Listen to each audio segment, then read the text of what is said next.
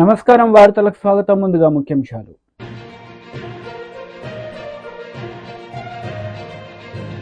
Etela Rajender press meet, పలు అంశాలపై వివరణ. మాజీ మంత్రి అంబటి రాంబాబు ప్రెస్ మీట్, పలు అంశాలపై వివరణ. బీజేపీ లీడర్ మీడియా సమావేశం నిర్వహించారు. ఈ సందర్భంగా పలు అంశాలపై ఆయన మాట్లాడారు. అది లేకుండా పోతా ఉన్నాడు.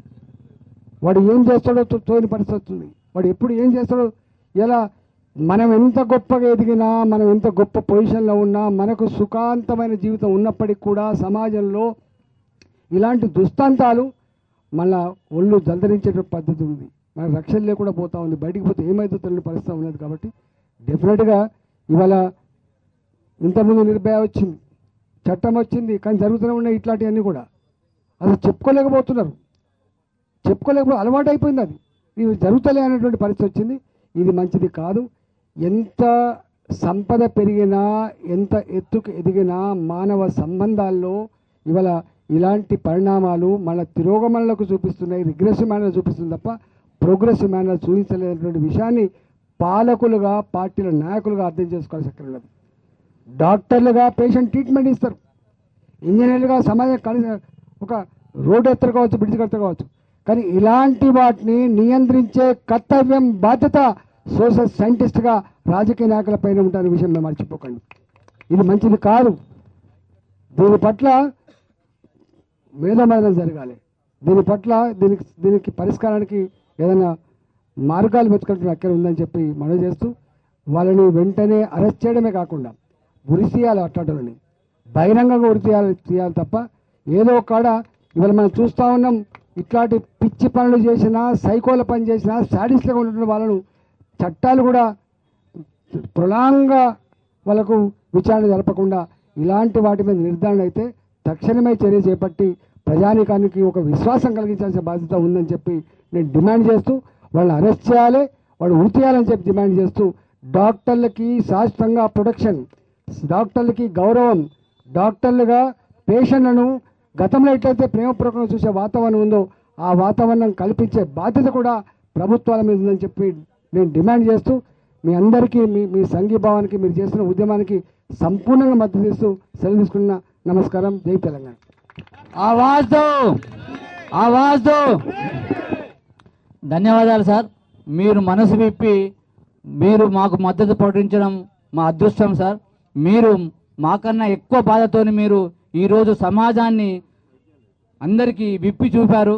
దయచేసి మీరు అనుకున్నట్టు ఇలాంటి సంఘటనలు పునరావృతం కాకుండా ఉండాలంటే రాజకీయ నాయకులైన మీరు దయచేసి చట్టాలు తేవాలి సార్. ఆ చట్టాలు తేవడమే కాదు, చట్టాలను కఠినంగా అమలు చేసే బాధ్యత కూడా మీ మీదే ఉందని దయచేసి ఈ సభకు తెలుస్తున్నారు.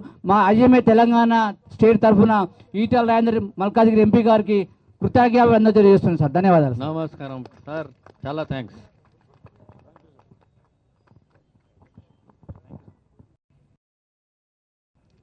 హామీలు ఇచ్చిండ్రు, కానీ అవి సంపూర్ణంగా అమలు కాకపోవడం వల్ల మళ్ళీ దాడులు జరుగుతూ ఉన్నాయి. ఎంతకాలమని స్టెథోస్కోప్ పట్టుకొని పేషెంట్లకు సర్వీస్ అందించాల్సిన మేము, హుందాగా బతకాల్సిన మేము, వైద్యో నారాయణో హరి అని చెప్పి కీర్తించే ఈ సమాజంలో ఎందుకు మాకు దుస్థితి అని చెప్పి ఇవాళ డాక్టర్లుగా ఈ రోడ్ల మీదకి వచ్చిన తీరు సమాజానికి మంచిదైతే కాదు. నాకు తెలిసి చిన్నప్పటి నుంచి కూడా డాక్టర్లు అయ్యేవాళ్ళు క్లాస్ రూమ్లో గొప్పగా చదువుకునే వాళ్ళు, టాప్ ర్యాంక్స్ మంచిగా చదువుకునే వాళ్ళు మొదలు మీరు ఏమవుతారంటే ఐఏఎస్ అని చెప్పరు, ఐపీఎస్ అని చెప్పరు, ఇంజనీర్ అని చెప్పరు, డాక్టర్ కావాలని కోరుకుంటారు. అంత క్రీమ్ లాంటి, అంత కష్టపడి చదువుకొని, సరే డబ్బులు సంపాదించాలి, అందరూ ఉండొచ్చు, ఉండకపోవచ్చు, వృత్తి మీద కొంతమందికి గౌరవం ఉండొచ్చు, లేకపోవచ్చు, కానీ మెజారిటీ డాక్టర్లు అనాదిగా ఇవాళ సేవలు అందించే వాళ్ళు. ఎంత బాధ అనిపిస్తుంది అంటే గవర్నమెంట్ హాస్పిటల్లో పనిచేసే డాక్టర్లు అయితే నిందించే వాళ్ళు ఎక్కువ ఉంటారు. వాళ్ళని టైంకు రారని, సరిగా చూడరని నిందించే వాళ్ళు ఉంటారు. కానీ వాళ్ళ జీతభత్యాలు ఎట్లుండే గురించి ఎప్పుడు మాట్లాడరు. ఒక డాక్టర్ బయటికి రావాలంటే 5.5 సంవత్సరాలు కేవలం ఎంబీబీఎస్ మాత్రమే కాదు, ఇవాళ మళ్ళీ పీజీ చదువుకుంటే తప్ప డాక్టర్గా పరిగణిస్తలేరు. ఇవాళ ఎంబీబీఎస్ డాక్టర్ అంటే వెనుకట గొప్ప వాల్యూ ఉండే, ఇవాళ ఎంబీబీఎస్ డాక్టర్కి వాల్యూ లేదు. పీజీ చదువుకుంటే తప్ప డాక్టర్ అనే పరిస్థితి లేదు. అంటే 8.5-9 సంవత్సరాలు కష్టపడి చదివి ఇవాళ దవాఖానలో పనిచేసే వాళ్ళకు ఒక మామూలు ఉద్యోగికి ఉండే జీతం కూడా ఉండదు. సాఫ్ట్వేర్ ఎంప్లాయీకి 4 సంవత్సరాలు చదువుకుంటే ఏ ఉద్యోగాలు ఉంటాయో. YCP leader Ambati Rambabu media సమావేశం నిర్వహించారు. ఈ సందర్భంగా పలు అంశాలపై ఆయన మాట్లాడారు. రామోజీరావు గారు ఆయన వాళ్ళు చనిపోయి ఉండవచ్చు. ఆయన చనిపోయిన తర్వాత ఆయన వారసులుగా కొనసాగుతున్న వారు ఉన్నారు. ఆ సామ్రాజ్యం ఉంది. ఆ సామ్రాజ్యం అంతా అవినీతితో ఏర్పడినటువంటి సామ్రాజ్యమే తప్ప ధర్మంగా ఏర్పడినటువంటి సామ్రాజ్యం కాదు అనేది దయచేసి అర్థం చేసుకోవాల్సినటువంటి అవసరం ఉంది. ఇదే విషయాన్ని రిజర్వ్ బ్యాంక్ ఆఫ్ ఇండియా చాలా స్పష్టంగా ఈ రోజున హైకోర్టులో, తెలంగాణ హైకోర్టులో చాలా స్పష్టంగా తన కౌంటర్లో దాఖలు చేసింది. రామోజీరావు గారు చేసినటువంటి ఫైనాన్షియర్స్ అంతా కూడా ఈ మార్గదర్శి ఫైనాన్షియర్స్ అంతా కూడా ఆర్బీఐ చట్టానికి వ్యతిరేకంగా చేసినటువంటిదే ఈ 50 సంవత్సరాల కాలంలో కూడా అనేటువంటి మాట ఆర్బీఐ చెప్పినటువంటి సందర్భం. తప్పనిసరిగా ఈ కేసులో రామోజీరావు గారికి కానీ వారి వారసులకు కానీ తప్పనిసరిగా శిక్షించేటటువంటి పరిస్థితి ఉంటుంది. దానిలో ఏ విధమైన సందేహము లేదు. యాతావాత నేను చెప్పదలుచుకున్నది ఒక్కటే, రామోజీరావు గారు లాంటి వాళ్ళు అనేక మంది ఇలాంటి కార్యక్రమాలు చేసి తెలుగుదేశం గొడుగు కిందో తెలుగుదేశం గొడుగు పైనో బ్రతకాలనేటువంటి పరిస్థితి చేస్తున్నారు. ఇంత దారుణమైన అంశాలను మాత్రం చంద్రబాబు నాయుడు గారు కానీ వాళ్ళు కానీ వీళ్ళు కానీ ఖండించరు. వాటిని మోసేటటువంటి ప్రయత్నం చేస్తారు. తెల్లారు లెగిస్తే జగన్మోహన్ రెడ్డి గారు ఆర్థిక నేరగాడని, జగన్మోహన్ రెడ్డి గారు విధ్వంసకారుడని ఇలాంటి ప్రచారం చేసే కార్యక్రమం చేస్తున్నారు. నేను చాలా సందర్భాల్లో చెప్పాను. ఇప్పుడు కాదు, డాక్టర్ వైఎస్ రాజశేఖర రెడ్డి గారు ఉన్న రోజు నుంచి మేము చెప్తున్నాం, రామోజీరావు గారు వైట్ కాలర్ క్రిమినల్ అని, ఆయన నేరగాడని మేము చెప్తున్నాం. ఆయన చనిపోయిన తర్వాత ఆర్బీఐ చాలా స్పష్టంగా చెప్పింది, ఆర్థికంగా నేరం చేసినటువంటి వ్యక్తి ఇతను అనేటువంటి పరిస్థితులు చెప్పడం జరిగింది. దీన్ని మూలం నుంచి తీసుకొచ్చినటువంటిది రాజశేఖర రెడ్డి గారు. ఆయన మరణించారు. తర్వాత we have to appreciate, Undavalli Arun Kumar గారిని అప్రిషియేట్ చేయాలి. ఇది చచ్చిపోయినటువంటి కేసుని, దీన్ని కొట్టేయించుకున్నటువంటి కేసుని, దాన్ని 2018లో దాన్ని కొట్టేయించుకోవాలనే ప్రయత్నం చేసి కొట్టేయించుకున్నా కూడా దాన్ని సుప్రీంకోర్టుకు వెళ్లి దాన్ని బతికించి మళ్ళా తీసుకొచ్చి తెలంగాణ హైకోర్టులో పెట్టి ఆర్బీఐ కౌంటర్ వేసేటువంటి పరిస్థితి తీసుకొచ్చింది మన ప్రభుత్వం కూడా. ఆంధ్రప్రదేశ్ ప్రభుత్వం కూడా దానిలో ఇంప్లీడ్ అయి ఉన్నది. దీని మీద విచారణ జరగవలసినటువంటి అవసరం ఉందని కూడా నేను మనవి చేస్తున్నా. ఈ అరుణ్ కుమార్ గారు రోజు దీని గురించే, మేము ఆయన చాలా సందర్భాల్లో రాజశేఖర రెడ్డి గారి దగ్గర ఉన్నటువంటి వ్యక్తులం కాబట్టి చాలా సందర్భాల్లో మాట్లాడుకుంటూ వచ్చాం. అప్పటి నుంచి ఇప్పుడు కూడా రామోజీరావు గారి కేసు విషయం చాలా సందర్భాల్లో మాట్లాడుతూ, నేను కూడా చాలా సందర్భాల్లో కలిశాను ఆయన్ని. ఆయన రూమ్ నిండా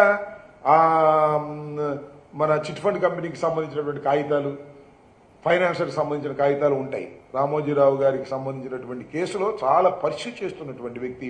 అందువల్లనే ఆయన మీద అఫిడవిట్ కూడా, పరువు నష్టం దావా కూడా రామోజీరావు గారి కుటుంబ సభ్యులు వేశారు. ఇంత పరువు మాది పోయింది, మీరు కట్టాలని.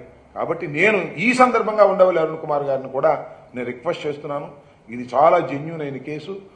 ప్రజల యొక్క సొమ్మును దుర్వినియోగం చేసేటటువంటి కార్యక్రమం చేస్తున్నటువంటి రామోజీరావు గారి వారసత్వం మీద మీరు యుద్ధం చేయండి లీగల్గా. దాన్ని యుద్ధం చేయకపోతే మీ మీద వేశారు కదా మళ్ళా పరువు నష్టం దావా, అది కూడా మీరు గుర్తుపెట్టుకుని దీని మీద యుద్ధం చేయాల్సినటువంటి అవసరం ఉంటుందని కూడా నేను ఈ సందర్భంగా మనవి చేస్తూ, మార్గదర్శి చేసినటువంటి ఈ కార్యక్రమాలన్నీ కూడా చట్ట వ్యతిరేకమైన కార్యక్రమాలు. చిట్ ఫండ్ కంపెనీ చేస్తున్నటువంటి కార్యక్రమాలన్నీ కూడా చట్ట వ్యతిరేకమైన కార్యక్రమాలు. నేను ఈ రాష్ట్ర ప్రభుత్వాన్ని, నారా చంద్రబాబు నాయుడు గారిని నేను మీ ద్వారా విజ్ఞప్తి చేస్తున్నా, ఈ చట్ట వ్యతిరేకమైన కార్యకలాపాలని మీరు ఏదైనా చిట్ ఫండ్ కంపెనీ తప్పు చేస్తే తెల్లారిపాటికి మూసేస్తారు. కానీ రామోజీరావు గారు చిట్ ఫండ్ కంపెనీ అంతా లోపభూయిష్టంగా ఉంది. ఎక్కడా రూల్స్ను పాటించడం లేదు.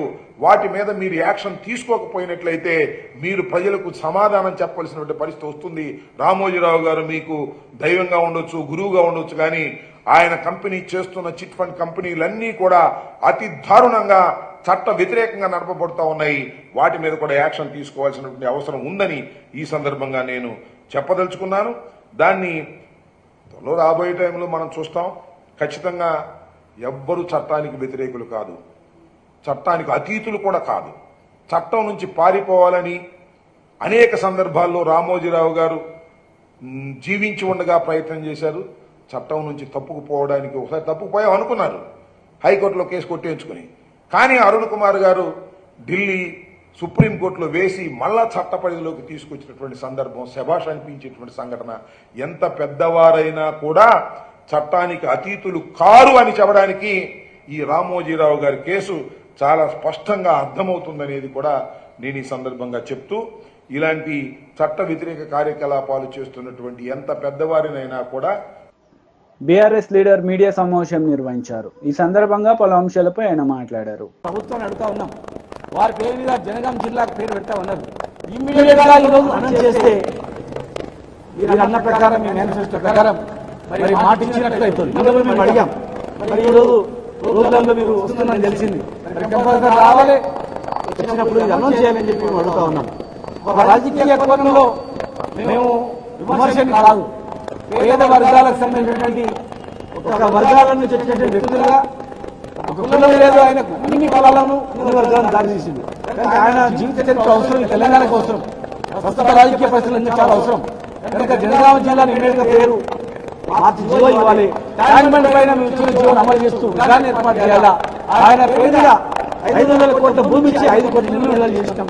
ఆ భవనానికి పేరు కూడా పెట్టాం కనుక ట్రస్ట్ కూడా పాపని ట్రస్ట్ అని పేరు కూడా పెట్టాం కనుక ఇమీడియట్ గా దాన్ని కూడా అందుబాటులోకి తీసుకురావాలి.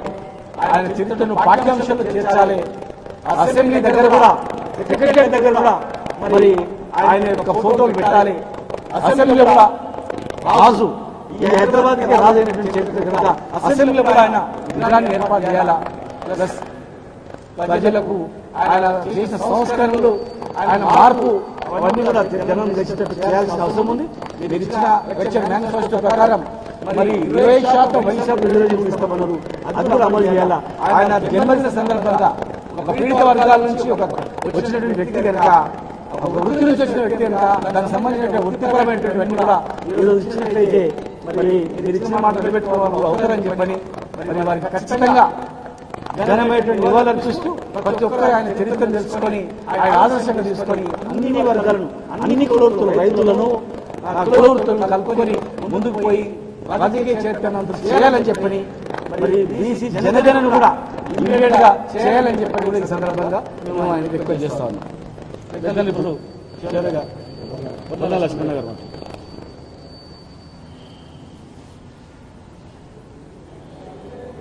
సర్దార్ సర్వాయి పాపం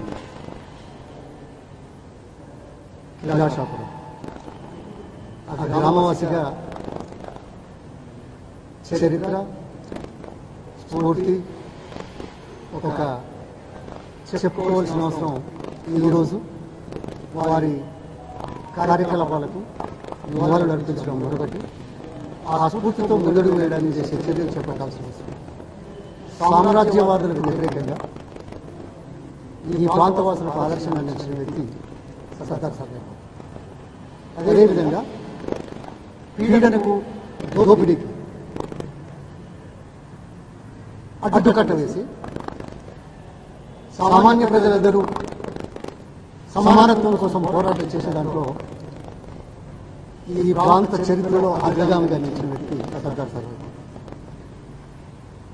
వారి విగ్రహం మొట్టమొదటిసారిగా లండన్ మ్యూజియంలో ఉన్న ఆయన పటాన్ని తీసుకొని దాని ద్వారా 1998 జనవరిలో మా గ్రామంలో నేను స్వయంగా విగ్రహం ఏర్పాటు చేసే అవకాశం నాకు లభించినందుకు సంతోషపడుతున్నాను, గౌరవపడుతున్నాను, స్ఫూర్తిదాయకంగా మిగిలిపోతున్నాను. ఆ తర్వాత భువనగిరి. ఇక్కడ 2-3 విషయాలు. తెలంగాణ పోరాటం ఎవరు సమ్మక్క సారలమ్మ, కాకతీయుల రాజ్యాధికారం మీద పోరాటం చేస్తారు. అదే స్ఫూర్తితో మరి 17వ శతాబ్దంలో 374 జన్మదినం జరుపుకుంటున్నాం సర్దార్ పాపన్న. ఆ తర్వాత దొడ్డి కొమురయ్య, సాకలి ఐలమ్మ. ఇది తెలంగాణ చరిత్ర. సర్దార్ పాపన్న చరిత్రే తెలంగాణ సాధనకు ఉపయోగపడిన దాంట్లో సందేహం లేనేలేదు. అందుకు ప్రొఫెసర్ జయశంకర్ గారు ముందుపడ్డాం. ఆ తర్వాత కేసీఆర్ గారు తన కార్యక్రమాలను విస్తరింపజేసి పార్టీలను, వ్యక్తులను, సమాజాన్ని ఒత్తిడితో ఒప్పించే అవకాశం తీసుకున్నందున ఈరోజు మనం మరింత గర్వపడాల్సిన అవసరం ఉంది. ఆ దిశలో పట్ల కేసీఆర్ గారు స్టెప్స్ ముందేశారు. ఇవాళ దాన్ని స్మరించుకోవడంతో పాటు, అది ముందుకు తీసుకుపోవడంతో పాటు సమానత్వ సాధన ఇది నిరంతర పోరాట కార్యక్రమం తరతరాలుగా జరుగుతున్న వాస్తవం. కానీ సమానత్వ సాధనలో అలసత్వం ఉండకూడదు అని గుర్తు చేసుకోవడానికి, ముందడుగు వేయడానికి, తద్వారా ప్రజల్ని చైతన్యపరచడానికి చేసే కార్యక్రమాలు మరి నిర్విరామంగా చేయాల్సిన అవసరం గుర్తుకొస్తుంది. ఈ సందర్భంగా ఇలాంటి చరిత్ర కలిగిన మహనీయుల చరిత్రను పాఠ్యాంశాలుగా ఉంచి ఈ తరానికి, ముందు తరాలకు, సర్వదా ఈ ప్రాంత వాసులకు, జనరేషన్స్ కి తరతరాలుగా నిలిచిపోయిన దగ్గర ఈ అంశాన్ని ముందుకు తీసుకెళ్లాల్సిన బాధ్యత ప్రభుత్వాల మీద, రాజకీయ నాయకుల మీద, అదేవిధంగా సమాజంలో మంచి గురించి, సమానత్వం గురించి ఆలోచించే ప్రతి వ్యక్తి ఆలోచించాల్సిన అవసరం ఉంది. టీడీపీ లీడర్ మీడియా సమావేశం నిర్వహించారు. ఈ సందర్భంగా పలు అంశాలపై ఆయన మాట్లాడారు. పోలీస్ డిపార్ట్మెంట్ వచ్చింది. 2 చోట్ల ఇక్కడ కాలిపోయి ఉన్నాయి. అక్కడ ఒక చోట, ఇక్కడ ఒక చోట, లోపల సగం కాలనీ. 3 చోట్ల మీరు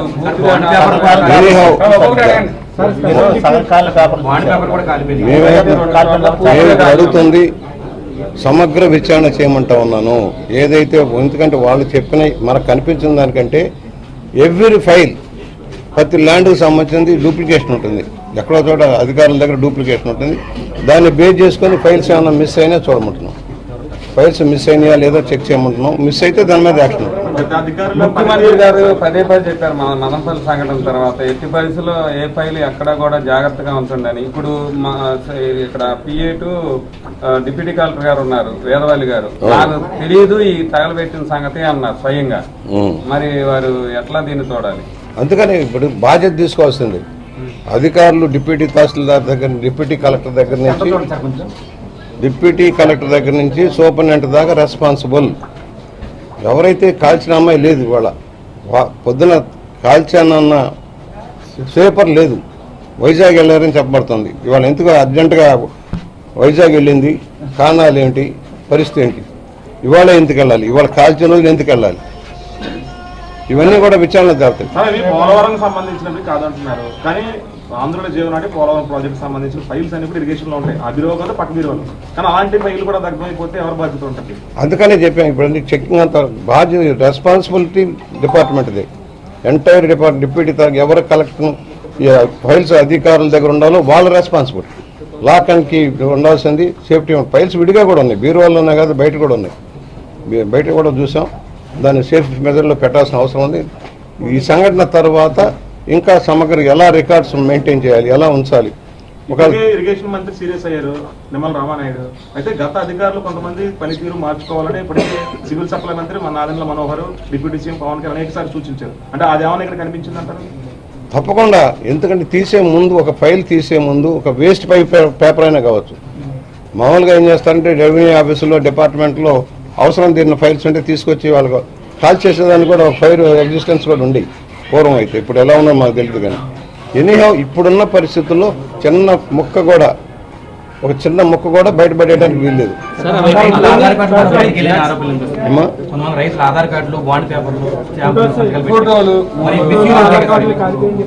చెక్ చేస్తారు, చెక్ చేయమన్నాం. అప్పుడే అవలా నేను నిర్ధారణకు రావట్లా.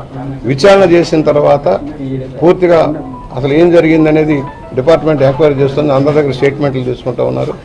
అది పగలు జరిగిన సంఘటనగా ఉంది, రాత్రిపూట జరగల, పగలు జరిగిన సంఘటన. దాని మీద కూడా ఇప్పుడు SP గారు కూడా వెంటనే రియాక్ట్ అయ్యి డిపార్ట్మెంట్ పంపించారు.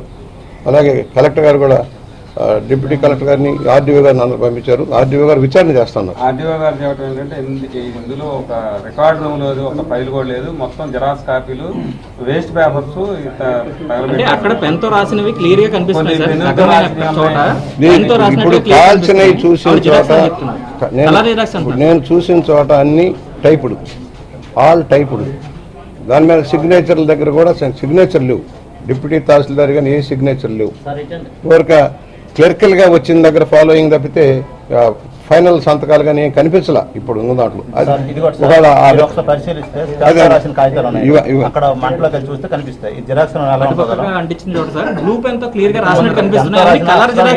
అది కూడా చూద్దాం, అక్కడ కూడా పేపర్లు ఉన్నాయి కదా, అది కూడా చూద్దాం. విచారణ మనం కన్క్లూజన్ రావట్లా, మీరు కానీ నేను కన్క్లూజన్ రావట్లా. సమగ్ర విచారణ చేస్తారు. అవసరమైతే సైంటిఫిక్ పేపర్లన్నీ కూడా పోలీస్ డిపార్ట్మెంట్ హ్యాండ్ ఓవర్ చేసుకొని అది. సార్ రైతుల ఫోటోలు కూడా బయటకు వచ్చినాయి, మరి ఫోటోలు బయటకు వెళ్తే ఆధార్లు బయటకు వెళ్తే మిస్యూజ్ అయ్యే అవకాశం లేదంటారు. ఉంటుంది. అవి జిరాక్స్లు అంటారు, ఇవి జిరాక్స్లు అంటున్నారు. కొన్ని పాలనలో అవినీతి ఆరోపణలు జరిగేవి, ఆ శాఖలకు సంబంధించి రికార్డులు భద్రతకి ఏమన్నా ఇప్పుడు మీరు ఏమన్నా ఆదేశాలు జారీ చేస్తారు? నేను ఇవాళ ఒకటే చెప్తున్నాను, నిన్న మన కలెక్టర్ గారు కూడా చెప్పాం. సమగ్ర సర్వేలు ఇప్పుడు పంచాయతీలు ఉన్నాయి, పంచాయతీల్లో ప్లాన్లు అప్రూవల్ ఇచ్చారు, లేఅవుట్లో ఇవ్వాల్సిన కామన్ సైట్లు ఏ కనపట్ల. ఎవరు బాధ్యులు?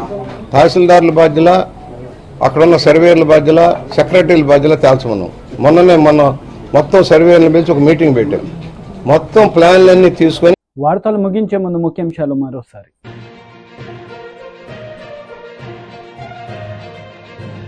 ఈటెల రాజేందర్ ప్రెస్ మీట్, పలు అంశాలపై వివరణ. మాజీ మంత్రి అంబటి రాంబాబు ప్రెస్ మీట్, పలు అంశాలపై వివరణ. ఈ వార్తలు ఇంతటితో సమాప్తం. తిరిగి ప్రసారమయ్యే వార్తల్లో మళ్ళీ కలుద్దాం. అంతవరకు సెలవు. నమస్తే.